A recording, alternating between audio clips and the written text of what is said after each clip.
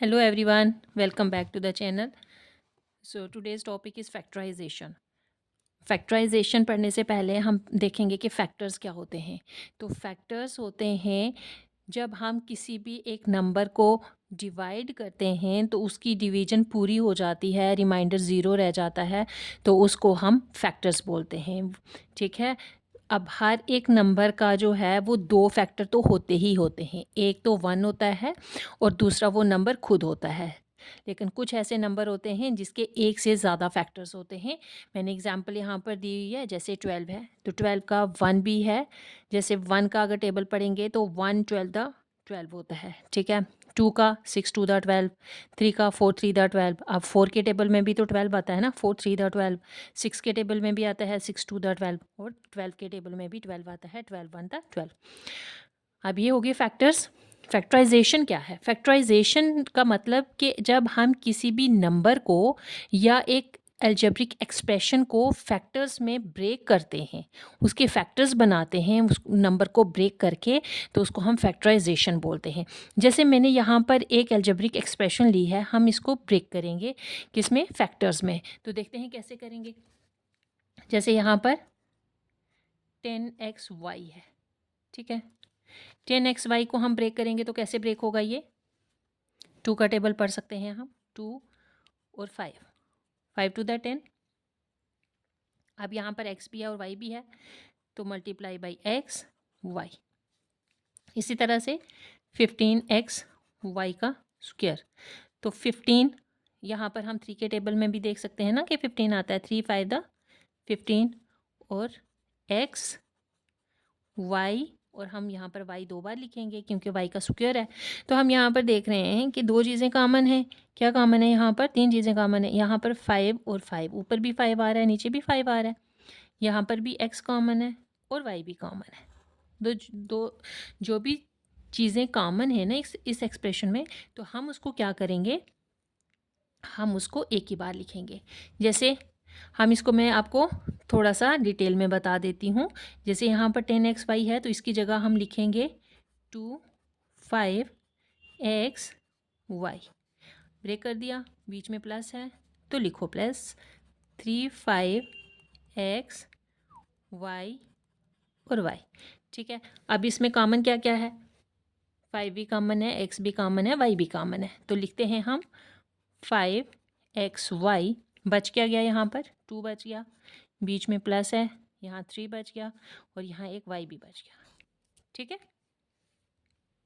तो यही हमारा आंसर है। अब ये फैक्टराइजेशन हमने कर दिया है इस अलजेब्रिक एक्सप्रेशन का।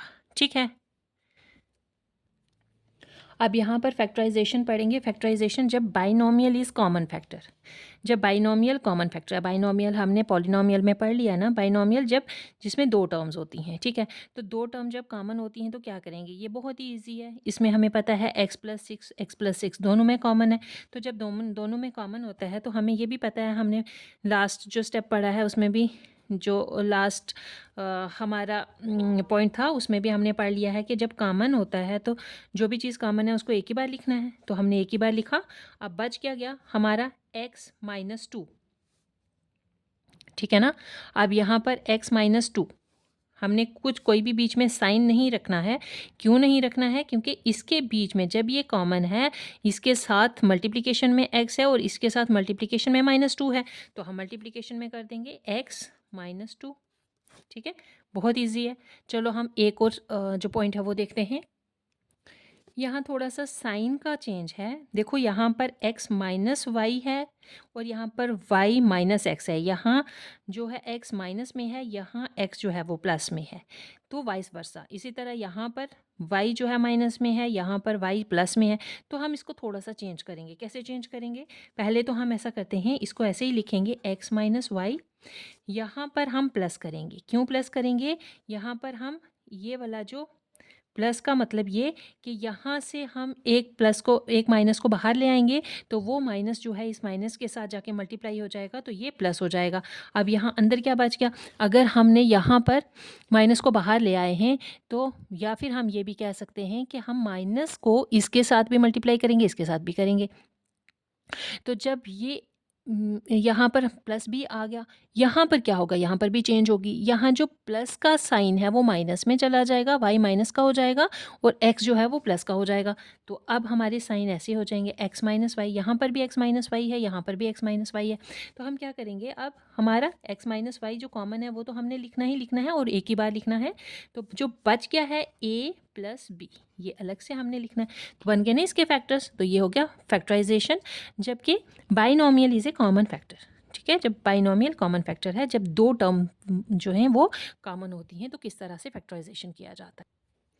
अब हम फैक्टराइजेशन बाय रीग्रुपिंग टर्म्स में करेंगे। जब रीग्रुपिंग टर्म्स देखते हैं कैसे होता है, हम क्या करते हैं, यहाँ पर टर्म्स देखेंगे जिनका टर्म्स में कुछ ना कुछ जो है वो कॉमन होता है, तो वो हम एक साथ लिख लेंगे। अब यहाँ पर हम देख रहे हैं कि y इसमें भी है, y इसमें भी है, तो इन टर्म्स को एक साथ करके लिख लेते हैं। 2xy माइनस 3y, और ये जो है माइनस 6x प्लस 9।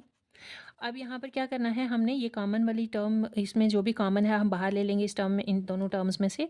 तो हमारे पास क्या बच गया, 2x माइनस 3। इसमें क्या कॉमन है, इसमें हमारे पास देखो यहाँ पर x है और यहाँ पर कुछ भी नहीं है, लेकिन यहाँ पर 6 और 9 है। तो 3 का टेबल हम 6 तक भी पढ़ सकते हैं और 9 तक भी पढ़ सकते हैं। तो हम ऐसा करेंगे, 3 बाहर ले लेंगे, 2x प्लस 3 3 दा 9। ठीक है, प्लस नहीं, यहाँ माइनस आ जाएगा क्योंकि ये माइनस और ये माइनस जो है ये प्लस में चला जाएगा। ठीक है ना। तो अब हम क्या करते हैं, अब हम क्या करेंगे, ये जो कॉमन है 2x माइनस 3, 2x माइनस 3, ये भी 2x माइनस 3 है। तो कर लो, इसको अलग से लिख लो, एक ही बार लिखना है हमने।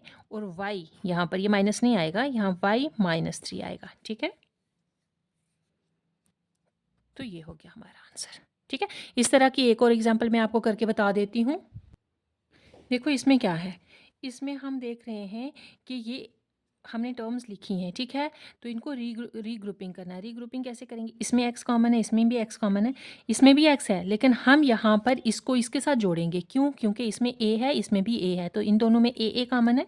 तो चलो हम इनको दोबारा से लिखते हैं। कैसे, इसमें कॉमन है x, इसमें भी कॉमन है x, तो x को बाहर रख देंगे, अंदर x स्क्वायर, अंदर x ही आएगा, स्क्वायर नहीं आएगा, माइनस 3b।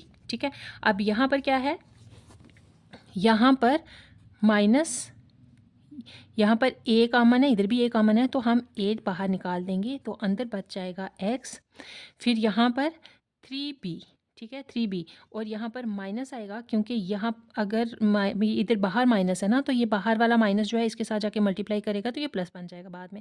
तो इस तरह से यहाँ पर हमारा 3b आ जाएगा। हम देख रहे हैं ये x minus 3b, x minus 3b, ये दोनों जो है ये कॉमन है, तो x माइनस 3b लिख देंगे और बाकी जो बचा है उसको अलग से लिख देंगे, x माइनस a।